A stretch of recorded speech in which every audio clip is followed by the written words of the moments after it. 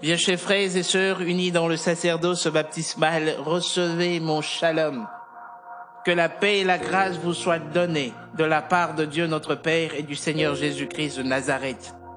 Je rends grâce à mon Dieu de tout le souvenir que je garde de vous. Je suis le frère Michel Boris Tipam. Bienvenue à l'école du Saint-Esprit au travers du programme d'enseignement Ginosko.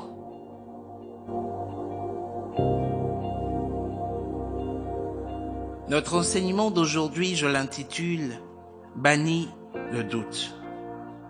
Bannis le doute. Aussitôt, Jésus étendit la main, le saisit et lui dit « Homme de peu de foi, pourquoi as-tu douté ?» Matthieu 14, verset 31. La première des choses que vous devez savoir est que tout comme l'inquiétude, le doute a un pouvoir d'imagination dans votre esprit. Le doute engendre la peur, et la peur ouvre sur vous des portes de problèmes. Job l'a si bien expérimenté, et en a fait une conclusion si édifiante qui me pousse au quotidien à ne pas céder au doute. Ce que je crains, c'est ce qui m'arrive. Ce que je redoute, c'est ce qui m'atteint. Job 3, verset 25. Notre verset d'ouverture relate l'histoire de Pierre qui, comme le maître, veut marcher sur l'eau. Au verset 28, le désir de Pierre fut très clair.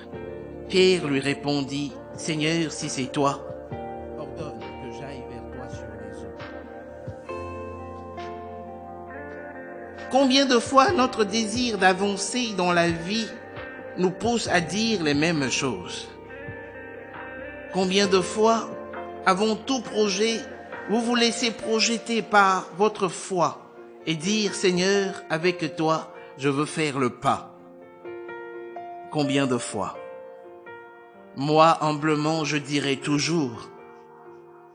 Et toujours, la réponse de Jésus est « Viens, commence, fais le pas, je suis avec toi ». Et il dit « Viens ». Pierre sortit de la barque et marcha sur les eaux pour aller vers Jésus. Matthieu 14, verset 29. Pierre, à la réponse de Jésus, marcha sur les eaux. Le pouvoir de focus ou de focalisation a été activé en Pierre par la réponse « Viens » de Jésus. Le « Viens » de Jésus est une puissance de foi. Chaque fois que vous méditez la parole de Dieu, votre pouvoir de focalisation sur les choses que cette parole libère s'active automatiquement dans votre esprit. Ainsi, la foi vient de ce qu'on entend, et ce qu'on entend vient de la parole de Christ. Romains 10, 17. L'histoire de la marche sur l'eau changera très vite de couleur. Elle ira du vert au rouge, car Pierre, un temps soit peu, a changé de focus. La Bible relate ceci. Mais voyant que le vent était fort, il eut peur. Et comme il commençait à enfoncer, il s'écria, « Seigneur, sauve-moi » Matthieu 14, verset 30. Vos feux sont-ils tous au vert? Tout marche normalement dans votre vie? Si oui, ils sont tous au vert. Sinon, ils sont au rouge. S'ils sont au rouge, c'est que, comme Pierre, vous avez changé de focus. Pierre marchait sur les eaux, car Jésus était seul dans son champ de vision, et sa foi fut poussée, propulsée par la parole de Christ.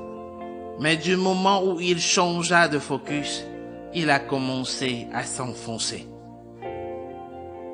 Vous ne comprenez plus rien dans votre vie, car vous vous êtes focalisé sur vos problèmes. Vous vous êtes focalisé sur l'extérieur.